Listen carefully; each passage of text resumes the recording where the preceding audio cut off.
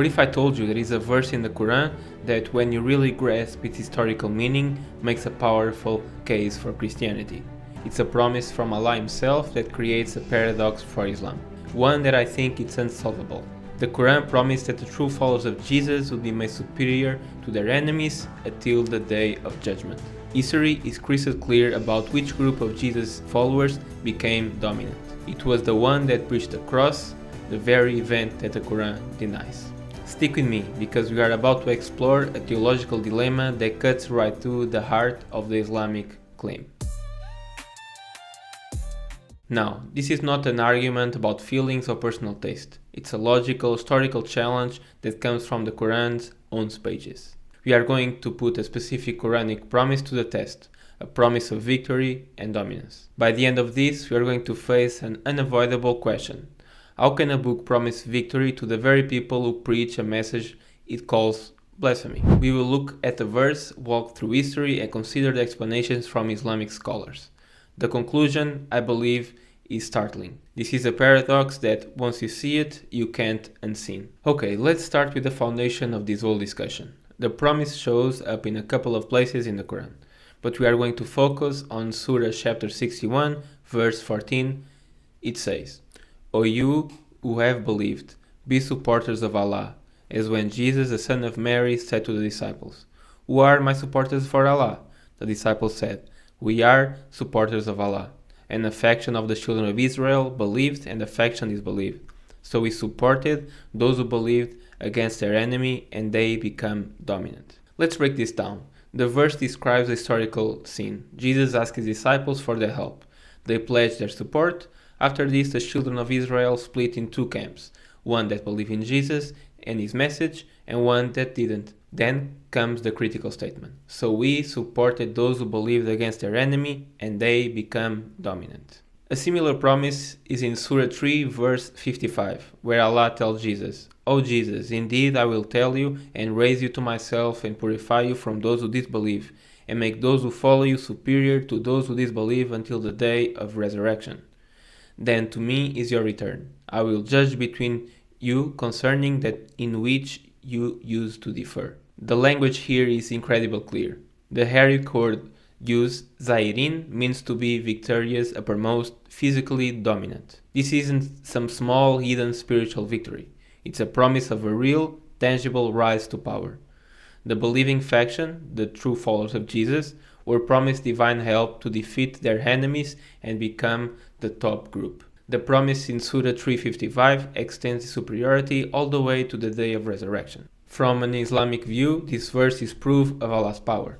It guarantees the victory of true believers. The group that follows the authentic message of Jesus, which Islam says was pure monotheism, that Jesus was a prophet, not the Son of God, and wasn't crucified, was supposedly destined for dominance. So the Quran makes a claim that we can actually test against history. It lays out a clear prophecy. We can look back and ask a simple question. Who were these followers of Jesus that became dominant? Who did Allah support and make victorious? So what happens when you look at the history books? The answer is clear. There is only one group of followers of Jesus that became dominant in the centuries after he ascended. It wasn't a group of proto-Muslims who believed Jesus was just a prophet and denied the crucifixion. In the time between 30 AD and Muhammad's arrival in the 7th century, there is virtually no historical evidence of any such group achieving any type of dominance, not politically, culturally, or in numbers. We know about countless sects of that time: Pharisees, Sadducees, Essenes, different kinds of Gnostics, Marcionites, and others.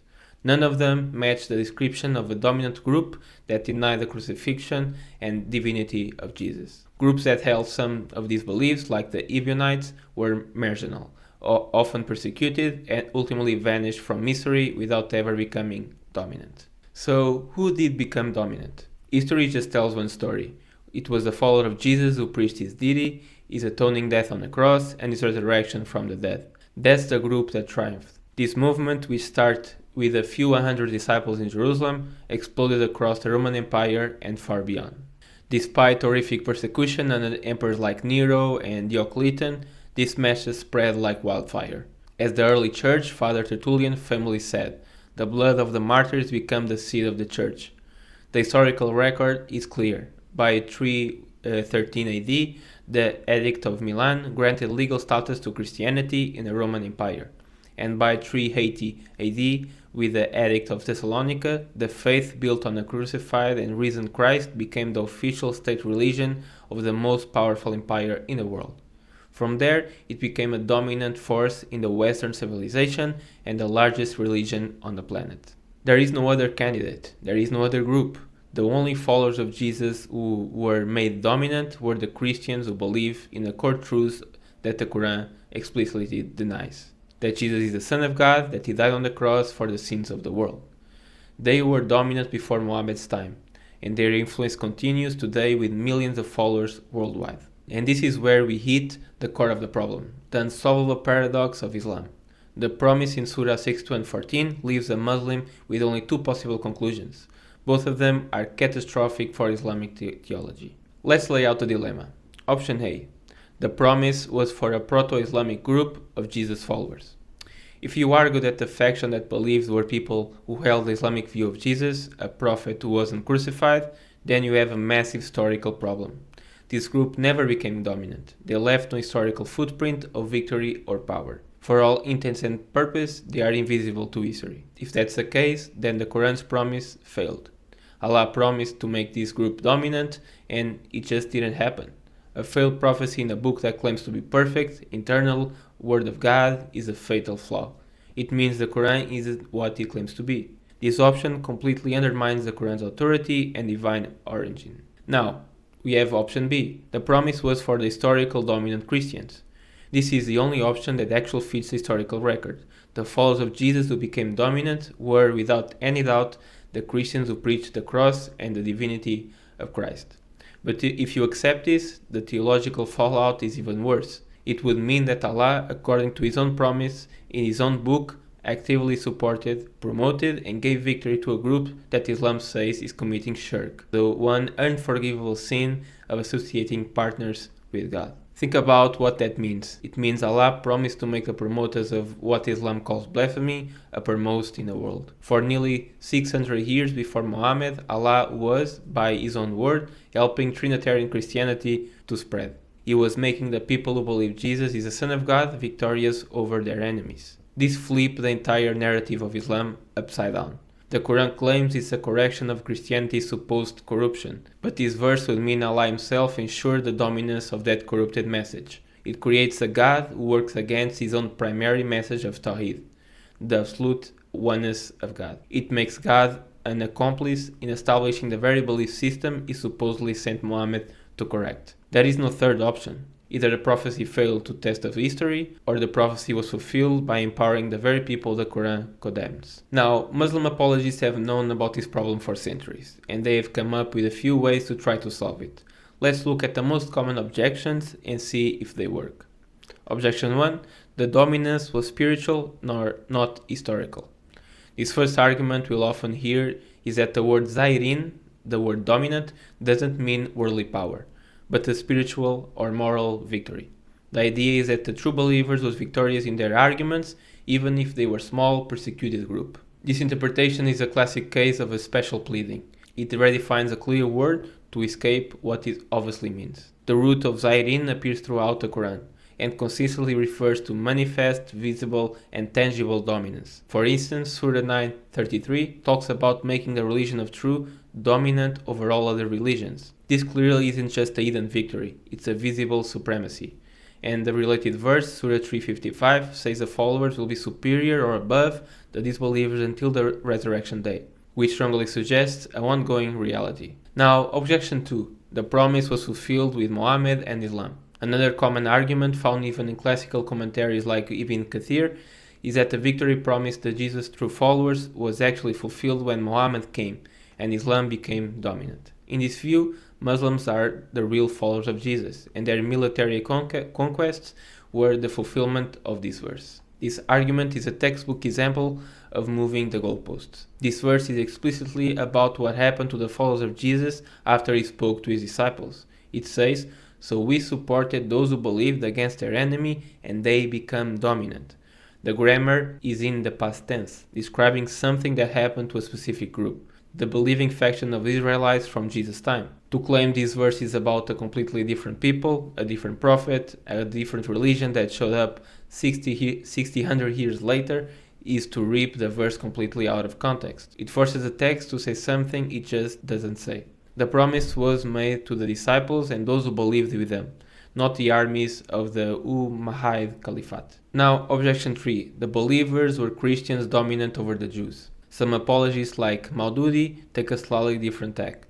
They suggest that those who believed were the Christians and their enemy was the faction that disbelieved, meaning the Jews who rejected Jesus.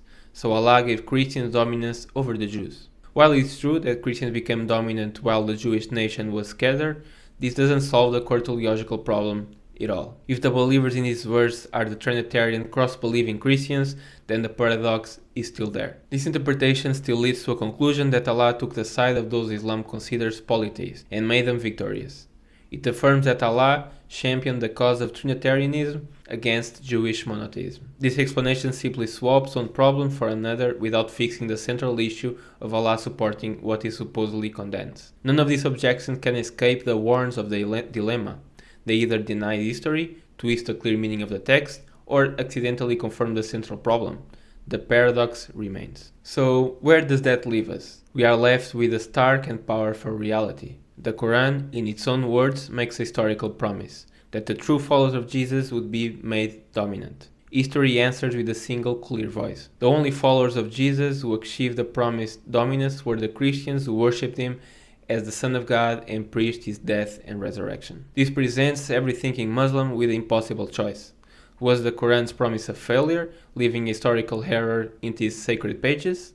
Or was the promise fulfilled, meaning Allah Himself orchestrated the global rise of Christianity, the very faith Islam was supposed to correct? This isn't a minor point of debate. It's a fundamental challenge to the authority of the Islamic faith. It suggests that historical success of Christianity isn't some accident to be explained away, but is actually a direct fulfillment of a prophecy inside Islam's own holy book. The Quran itself seems to point beyond itself, validating the historical triumph of the very message it tries to deny. The paradox is clear. The evidence is historical. The question is unavoidable. How can a book promise victory to the very people who preach a message that the book itself denies? The Quran, in a deep and expected way, appears to testify to the truth of the one group that has carried the name of Jesus to the ends of the earth, the Christian Church. I've laid out the Quranic text, the historical evidence, and the logical dilemma. Now, I want to turn the question over to you. I genuinely invite my Muslim friends and viewers to engage with this in the comments. How do you resolve this paradox? Is there a fourth option that I've missed? If this breakdown was thought-provoking, please like this video and subscribe for more content that goes deep on these crucial questions. Share this with someone who is serious about looking at the truth claims of both Christianity and Islam. Let's continue the conversation respectfully and honestly in the comments below. Thanks for watching. God bless you. Praise Jesus Christ, His holy name, every knee shall bow.